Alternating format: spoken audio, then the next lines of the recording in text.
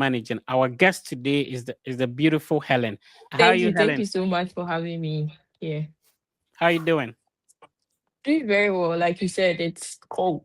Yeah, super cold now. But I love this weather because usually, especially when it is snowing and you get your some akata clothes on and you go and take a picture. It's beautiful, right? Have you taken some snow pictures yet? Oh yeah, and then I also did my snow angel. That was last year.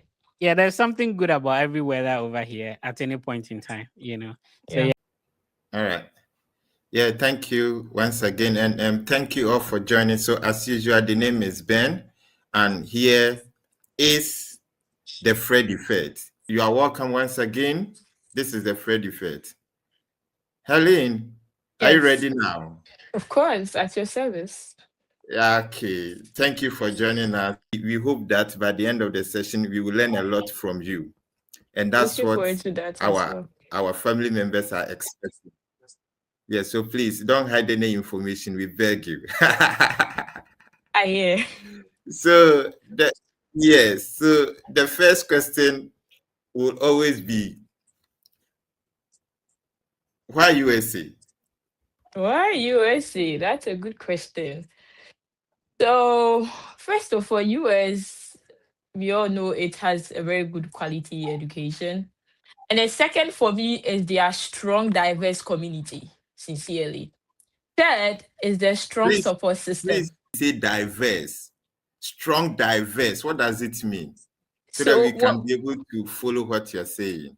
No problem. So what I mean is it's a place where you get a lot of people from different places. Like you're on campus, you are getting different kinds of people from different backgrounds with unique talents and experiences. One. The second is a strong support system. So here I mean there are enormous number of opportunities and resources available to you to succeed on your academic journey. Then thirdly is the funding opportunity. So So which one was your strong source of motivation? if you talk of motivation, I would say it's the funding. People keep saying there is no funding for business students. Are you in support with that? It's yes and no. It's a yes.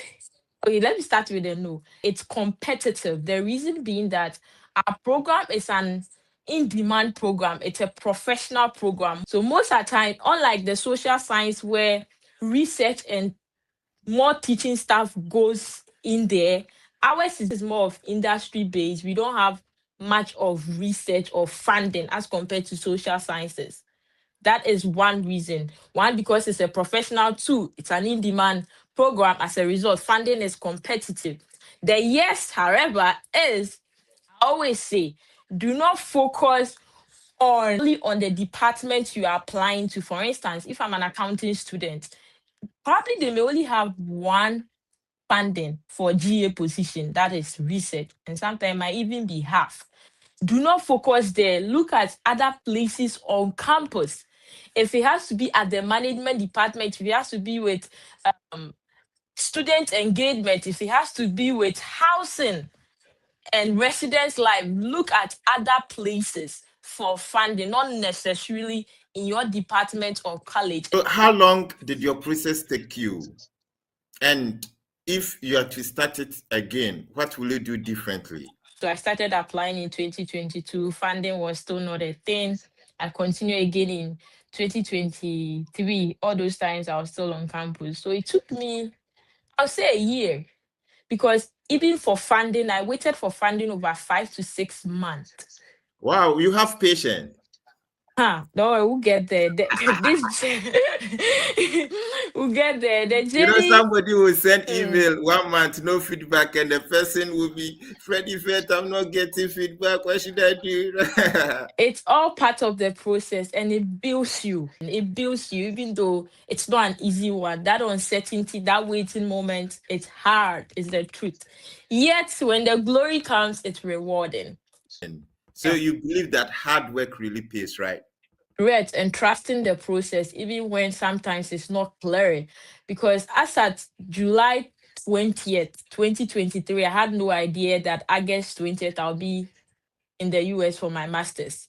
I was doing back-to-back interviews on GA position with all the schools that I applied, and nothing was coming forth.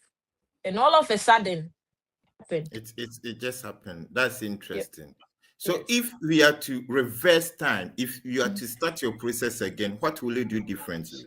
Probably equally look into programs that will give me the opportunity to utilize my CPT to do an internship. I didn't get that opportunity. So CPT is curriculum practical training. So what that means is if you get the opportunity to apply to a program, you look at the curriculum and there is an internship in there, that means that you'll be able to utilize that CPT. However, if it's not stated there, even though you have the eligibility to use that CPT, you cannot use it. Even if you get the best of internship with your program, you cannot, because it's not related or part of the Please, it curriculum. seems this is, I think you are the first person mentioning this to us. So if you can take your time, is it related to only the business programs? We just want to be sure. So CPT, so we have CPT and OPT. OPT, CPT yes. is The OPT curriculum. people talk much about it because that is when you complete, you do, and you can secure a job. So the CPT, I think we've not had much education on that. All programs are eligible for CPT. So far as you are an international student, you have two types of job training in the US. You have the CPT and OPT. You do not need to do anything special. All you have to do when you are here is to liaise with your international office for them to facilitate this for you. When you have an internship, go to them and ask, or go to your advisor, ask if you are not sure whether this is related to your curriculum. Ask them, I have this internship, can I take it? If you can, they will let you know, and the international office will be of help to facilitate that for you. Did the admission come with a scholarship, or it came and you later received the scholarship? Great, thank you. Some came with automatic merit scholarship based on my credential and extracurriculum activities and academic experiences or grade. What I was interested in came after admission, and it was stated on the school's website that you can only apply for the graduate assistantship after you are admitted. So for me, I didn't even bother to reach out to any professor or anything. I didn't do that. I did not. If I'm reaching out, it's to the admission counselors or the administrators. Me asking a question, maybe I have a problem or this or this. That was it for me. But I did not particularly reach out to any professor, even though I got a graduate assistantship position that was research. So some were merits, which were not so great, so I didn't consider them. But the one that came was the GA position, which I got. Now, the one that you use for your visa application. Okay, so the one I used for my visa application, where I said I waited over 5 months, came separately. So the admission came, then I applied the funding. So it was separate, it wasn't together. Did you nearly give up? Me, lalai. I'm a very big fan on positive vibe. No, I didn't. So what will you tell someone who wants to give up because the person have tried and tried and tried and tried but no funding? I will tell the person not to give up. However, step back, reevaluate your strategies, and go again. God So, bless you. Helen, if you had not gone to America, what would have happened to you? That's a good question. God would have still worked on me and placed me at a place where He wants me to be. I like your positive vibes. So. Oh yeah, I'm very big on it. I'm very big on positive energy. Can you take us through the selection of the course from your starting of application? Because I'm passionate about this because it's like some of our family members think that business is not possible. Looking at the application process, did you put it down, the requirements? Did you think it was something that might not land you with a scholarship? Oh, so thank you. So with the school selection, with the program selection, first of all, was to be related to my long-term goal of that giving me the opportunity to take a step towards my certification exams. And then 2, I was focusing on STEM designated programs. So that is programs that are more of quantitative in nature because of my background in business or So finance. the STEM is not necessary for those who are into the science and engineering. No, please, no. There are Please lots listen of well. You know, somebody when they see STEM, they think it's for those who are into sciences, into engineering, biology, physics, chemistry, no, please, mathematics. no, please. There are equally professional programs that are classified. Aline, I don't want to. You know, one thing about this podcast, almost every week we learn something new. And I think that is one thing I love about this whole show. All right. And I'm happy those who are joining will always make good like they will get a good return on the data they are using to watch. And that has always been our mission. You don't just join, but at least it should be able to benefit you. Right. Yeah, so carry on. Thank you.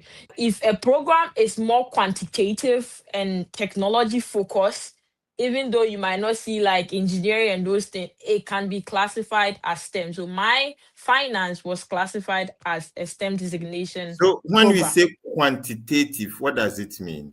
So quantitative, more of, let me put it in basic, more of numbers. Numbers, good. More of numbers or technology based. A blend of technology with the quant. How to make meaning out of that with technology data. So I concentrated in data analytics because I wanted to have that blend of the quant with the IT. So I decided to go with Western because of the funding, obviously.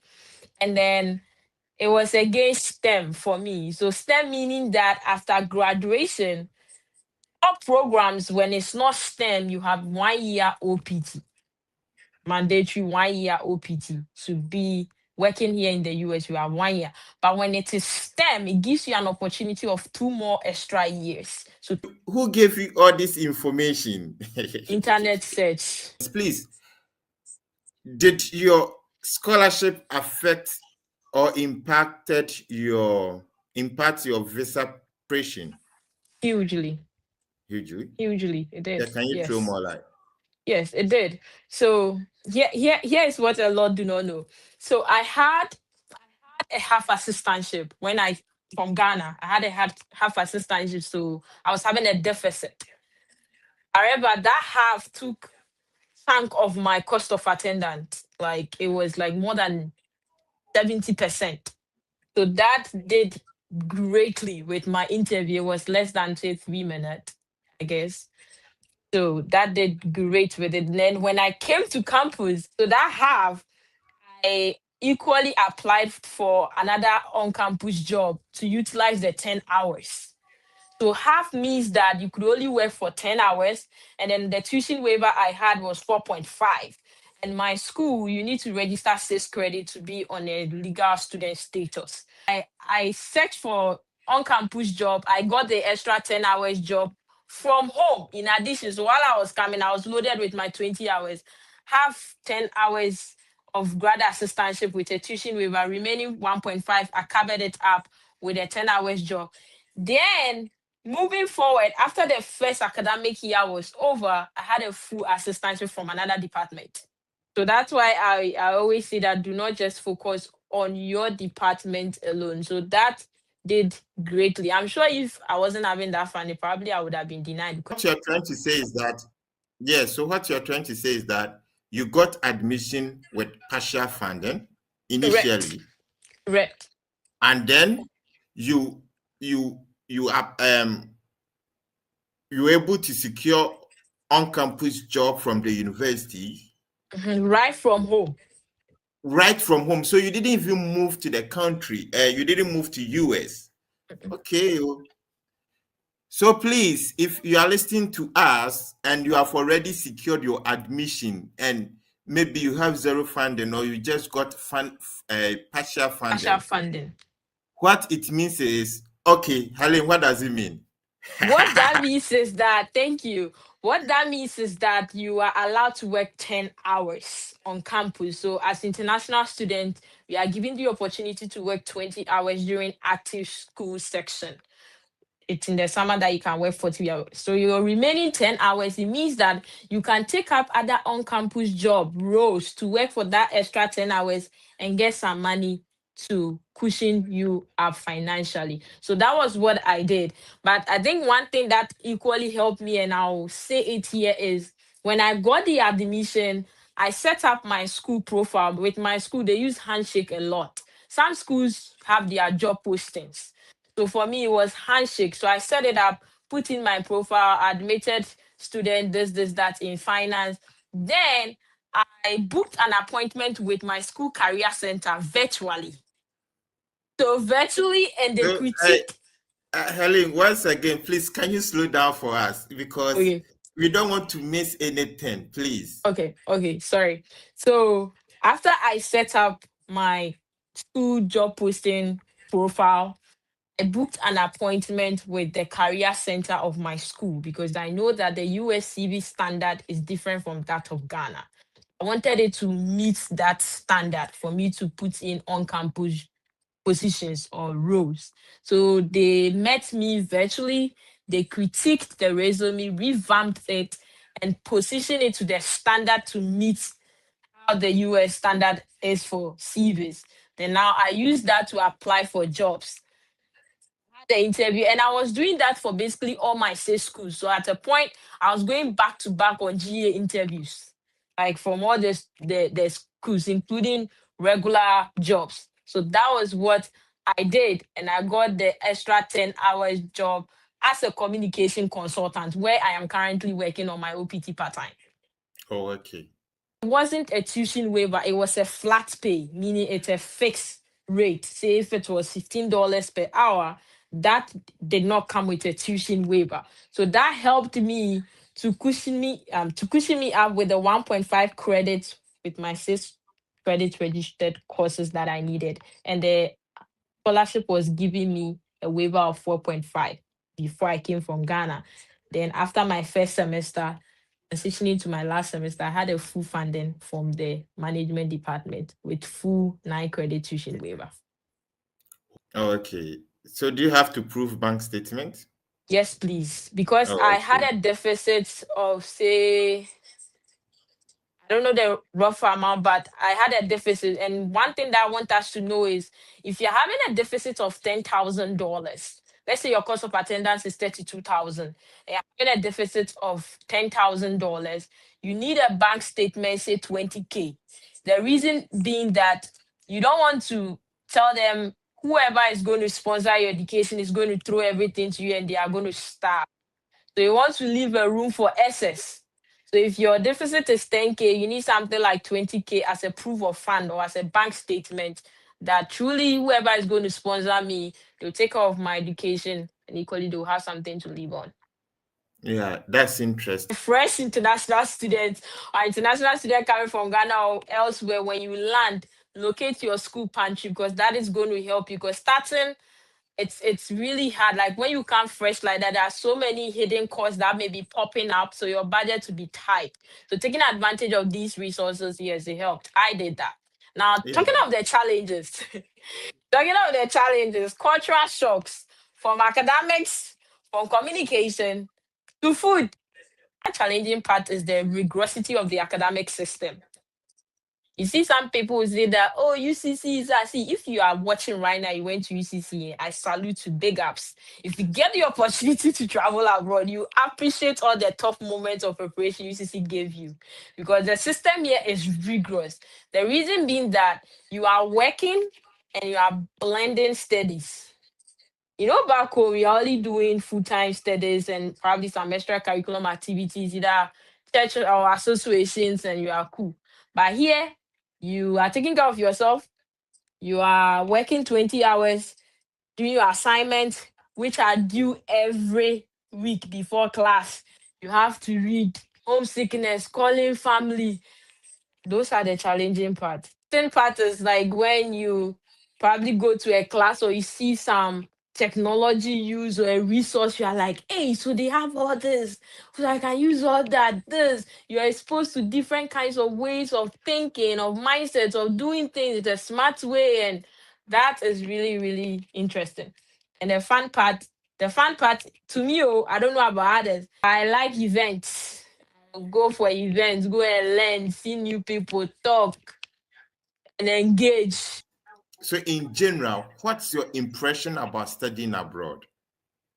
I would say it's a very, very great opportunity. It exposes you, it challenges your core values, your system and way of believing things and living things. It's yeah. And I pray that everyone gets the opportunity, even not for study abroad, just go to other places and see how they do things and believe in things. Because sometimes when you are back or you quickly judge people when you are not at their place or you've not visited that country, you're like, why are they doing this? Why are they? But when you get closer and you understand, you realize that, oh, so it's this way. So that exposure, yeah, it pushes you and it challenges you. So yes, it's a very great opportunity. If by God's grace anyone gets the chance, seize it, make the best of it. Advice do you have for those who have not been applying and those who are not getting the access to apply? Please get up. Those who have been Especially those applying, in Sankore. please, if you have the desire, if you are watching right now and you have the desire to study abroad on full funding, it is possible. There's nothing impossible if you are committed to doing it. I know it's challenging, sometimes it can be draining, but hey, nothing good comes easy. I mean, good things do not come easy, okay? So far as you are genuine on it and it's becoming to that is telling you that there is something good at the end of it. So keep pressing on, keep journey on. If it is letters of recommend, reach out to people if you need advice or guidance or something. When these people use their time and pour in you, please make use of that. Appreciate that and put in the work because we all want to be together and be at the top. We all want to make it together and smile wide. So please keep pressing on, apply early, be very intentional, prepare, be strategic. And if you are here, you have faith in God, that faith should be 10 billion. Pray, put it in it, and do the work as well. And at the end, you will be successful. That's an interesting one. We have ladies in Ghana who might maybe perhaps be in your shoe. They've come from background with no hope like ours. What advice do you have for them? Thank you. So the first advice I'll have, which I've chipped it in, is to discover your being, discover yourself more. In as much as some may have the desire to study abroad, that is excellent. Some may not.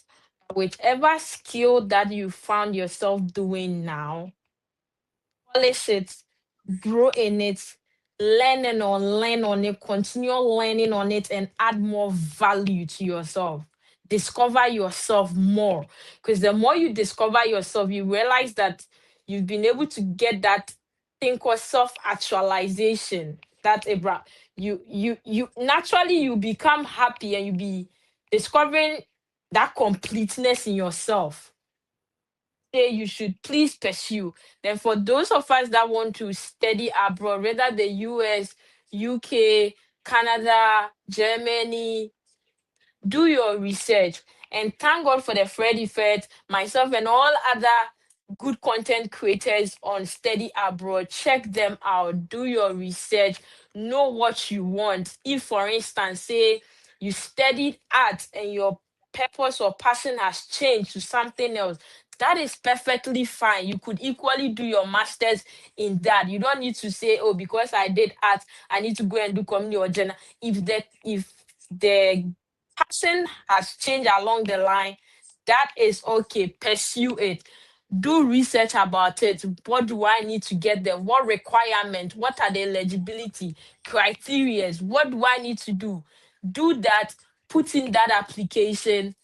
seek that guidance, and hey, above all, trust God in the process, and He will make your path shine. This is for the young girls. What about the young Yep. boys? The young guys also. It's bad. So with the young guys, maybe I don't know. With the young guys, I always say, and I've always been telling my friends that build capacity, because you guys have no room to fail.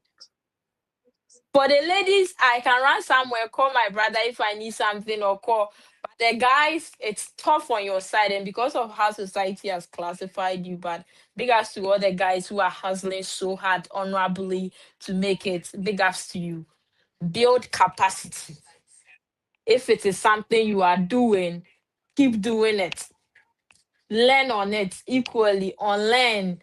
Look up to people who are already there. There are templates. There are a lot of templates of whatever you are doing. It's not new. There are lots of templates you can look up to. Learn from them. Get that inspiration. Make it uniquely yours. Own it. Because if you're able to build that capacity as a man, and equally carry on others.